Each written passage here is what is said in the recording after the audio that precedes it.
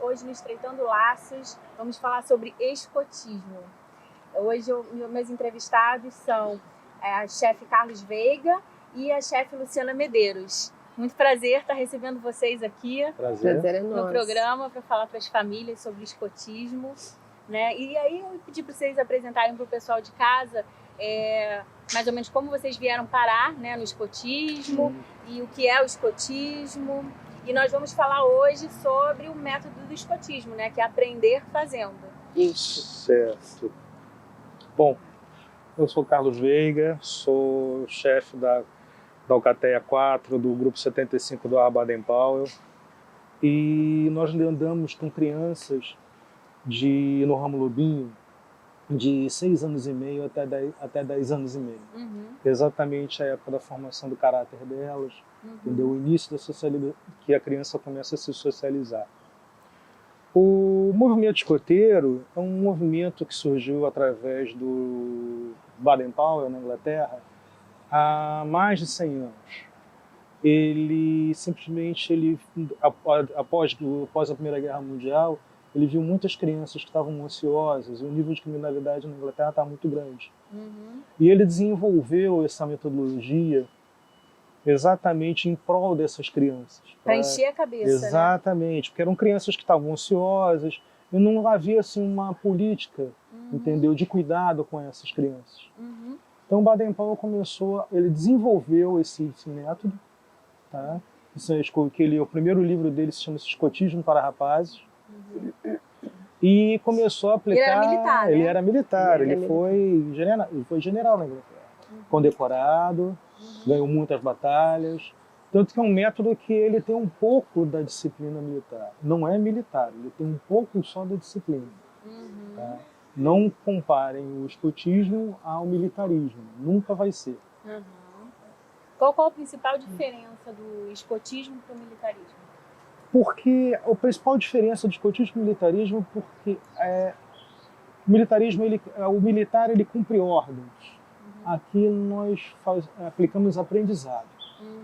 Temos as nossas regras que devem ser cumpridas e temos também as atividades onde a gente coloca para as crianças e exatamente para eles aprenderem a perder, a ganhar, a saber respeitar o próximo, os amigos, porque aqui todos eles são iguais, todos eles são tratados como irmãos. Só que a parte do lobinho, ela é muito falada em cima das aventuras do Mowgli, o menino lobo. Por ser infantil, né? Exatamente, então a parte toda histórica do ramo lobinho é em cima desse livro. Baden-Powell quis assim. Conta pro pessoal que está em casa a diferença entre ser lobinho e já ser escoteiro. O lobinho, ele vive um mundo lúdico, tá? Exatamente da história do Mowgli, do menino lobo. Não é a história da Disney, tá? Vamos diferenciar. A história de Kipling, né? Que era um inglês que se criou na Índia, a história do Mowgli, quando ele tem vários personagens, que são o Baloo, o Bagheera, que é o Shere Khan. Cada personagem ele tem a sua identidade, ele tem a sua característica, ele tem a sua personalidade. E Baden-Powell, vendo esse livro, vendo essa história, achou ela adequada para se aplicar para os lobinhos. Porque o que acontece? O Mowgli ele vive no povo, junto com os lobos, e os lobos são um povo livre. Mas o povo livre ele vive através de leis. Ele é livre porque ele tem leis. Ou seja, essa coisa da liberdade que o pessoal acha hoje que é sem regra. Não é bem assim. Não é. Aqui a gente tem as regras, a gente tem as leis, onde os lobinhos têm que cumprir, onde os escoteiros cumprem também as suas leis, porque quando passa para o escoteiro, eles continuam tendo as regras e as leis deles, mas a parte da criança em si, ela é toda feita na parte lúdica, mas fazendo a criança... na hora que sai do escoteiro para casa, ela leva assim os saberes, as coisas que elas aprenderam para o lado de fora, para casa. As virtudes. Exatamente, só que a gente não deixa ela confundir o mundo real com o mundo fictício, com o mundo lúdico, entendeu? Isso. Mas o que ela aprende no lúdico, no fictício, ela consegue aplicar isso na sua vida real. Entendi, ou seja, é um fictício, mas é possível, né? Um fictício possível de ser aplicado no mundo real, não desvinculado do mundo real. O mundo fictício, o que a gente fala no fictício? É porque cada chefe, com a sua característica, ele recebe um nome de um animal da jungle. Tipo, o Carlos, ele é o chefe da alcateia, então ele é o aquelá da alcateia. Os assistentes, eles levam outro nome de animal conforme a sua característica. Tipo, o meu animal é a cotique. Você é assistente? Eu sou assistente do Carlos. Por que o meu é cotique? Porque eu faço muito essa parte de social, que é o que a foca branca faz no livro da Jungle. Que é um dos Jungle. livros do Kipling.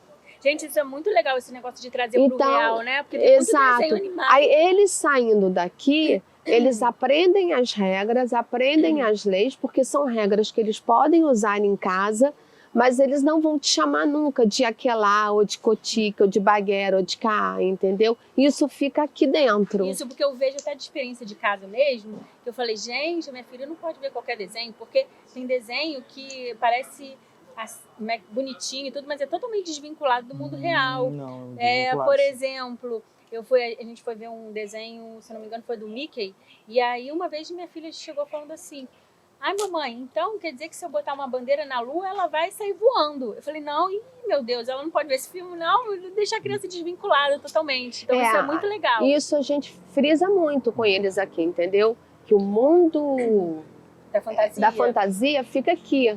O mundo real deles lá fora, eles levam sim as nossas regras porque pode ser cumpridas lá fora. Que é, tipo, o lobinho escuta sempre os velhos lobos. Então a gente explica para eles quem são os velhos lobos. Não somos só nós, chefias aqui dentro. Sim. São os pais, são os avós, são os professores, são as pessoas mais velhas que eles. Que tem mais... Então eles têm que escutar e respeitar sempre os velhos lobos. Ou seja, ele vai levar para a vida dele que ele tem que te escutar, que ele tem que te ouvir. Por quê? Porque isso está no aprendizado dele aqui dentro. Entendeu? Fala outro. Mas falando sobre o quê? O que acontece? O Lobinho ele fica baseado nos artigos da Lei do Lobinho. O primeiro artigo da Lei do Lobinho foi que ela já falou que seria que os lobinhos sempre escutam os velhos lobos. São 5 artigos dentro da lei que são a base do nosso aprendizado. O lobinho escuta sempre os velhos lobos, o lobinho sempre abre os olhos e os ouvidos, o lobinho sempre ele pensa primeiro dos outros, o lobinho sempre está limpo e alegre e o lobinho nunca mente. Então, em cima desses 5 artigos é que a gente trabalha a personalidade da criança. O lobinho sempre ouve velhos lobos. Os velhos lobos é característica dos lobos mais velhos, são as pessoas mais velhas. Essas pessoas mais velhas não é dentro só do âmbito de casa. Né? A gente coloca dentro da sociedade que a criança está inserida. Que é a escola, são a família, dentro do círculo familiar, dentro do círculo social. Entendeu? Que ela vive, então existem os velhos lobos que ela tem que obedecer. Sim. Os lobinhos sempre abrem os olhos e os ouvidos. Por que eles abrem os olhos e os ouvidos? Porque eles são sempre atentos, eles sempre prestam atenção. Usamos sempre a característica de uma sala de aula, ou quando eles estão dentro de um local onde alguém está palestrando. Eles sempre vão abrir sempre os olhos e os ouvidos, porque eles sempre vão estar prestando atenção. Ou se eles estiverem andando na mata, eles sempre vão abrir os olhos e os ouvidos para não acabarem perdidos. Temos também um lobinho sempre pensa nos outros. Como toda a filosofia do movimento escoteiro, o escotista, o escoteiro, o lobinho, ele é altruísta. Ele sempre pensa no próximo. Ele procura fazer o bem, não pensando a quem. Ele sempre vai ajudar sempre o próximo. Então o lobinho, ele sempre, no pensar sempre primeiro dos outros, a gente coloca em âmbito que ele não vive numa redoma. Não existe ele. Existem outras pessoas que podem precisar da ajuda dele. Um lobinho está sempre limpo e alegre. Um lobinho está sempre limpo e alegre porque ele cuida da própria saúde, ele se alimenta bem, ele vê a saúde dos outros, ele cuida do bem-estar das pessoas que estão em volta dele, porque ele está sempre alegre. Então não é só o movimento de tomar banho e ser feliz. Estar limpo, é o cuidar da saúde e promover um ambiente feliz em volta de onde ele está. Sim. E o principal de todos, que o lobinho nunca mente. Uma das prerrogativas do movimento escoteiro é que um lobinho escotista, a sua palavra vale mais do que sua própria honra. Entendeu? É um lema do escotismo. Então o lobinho ele não mente de maneira nenhuma. Sua palavra vale mais do que a sua própria honra. Então a gente mostra isso para eles, que o mentir, ele sai perdendo. Então eles têm que sempre ser honestos, mesmo estando Sinceros, errados. Não, e mesmo quando fazem uma coisa errada, assume aquilo que errou. Por quê? Porque ele vai estar sempre tendo um voto de confiança de quem o está escutando. E ele nunca passará por mentiroso. Por quê? Porque isso diz para ele ser aqui. Entendeu? E não só aqui, mas levando para o lado de fora também daqui, para a vida dele toda. Se ele for honesto a vida inteira dele, ele vai estar sempre bem. E agora trazendo mais para a prática, né, do escotismo, como é que se dá esse método do aprender fazendo? São atividades que nós colocamos para eles, para que eles possam desenvolver a sua própria autonomia. O momento dos lobinhos, eles estão num momento de sociabilização e de início de autonomia. Então, o que acontece? São atividades simples, às vezes, para os outros podem até ser uma brincadeira, para nós são atividades. A atividade de desamarrar e amarrar o sapato, ou se vestir, entendeu? Se vestir corretamente. Então são atividades que a gente aplica para que ele tenha que tirar o sapato e o menor tempo possível ele tenha que amarrar o sapato, vestir o sapato novamente. Isso é uma atividade, aos olhos de outras pessoas, ela pode ser simples, mas para a gente é importante, porque a criança ela vai treinar a coordenação motora fina. Estava tentando lembrar a palavra, coordenação motora fina, que é exatamente o dar o laço. Uma atividade simples. Uma atividade simples, dar um laço de sapato. E nós, por exemplo, temos atividades com nó. São nós que nós ensinamos às crianças.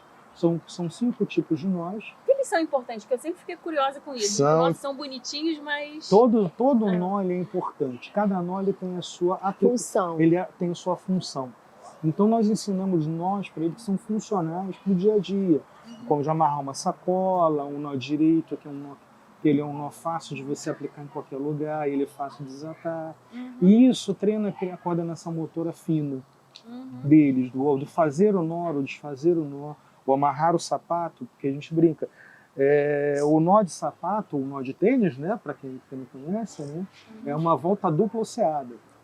Se eu chegar para o lobinho, você vai aprender uma volta dupla osseada. Ele vai olhar, nossa, deve ser um nó complicadíssimo. Aí eles vão aprender a amarrar o sapato. É o nó que você dá no sapato. Então vocês a gente estava falando aqui sobre a coordenação motora fina. Isso, né? coordenação motora exemplo fina. De atividade que eles fazem aqui com as crianças, aqui com os lobinhos. Né? E também dá uma visão geral para as pessoas de outras atividades que são realizadas. Só o fato de a criança nessa idade, os pais eles gostam muito de vestir a criança.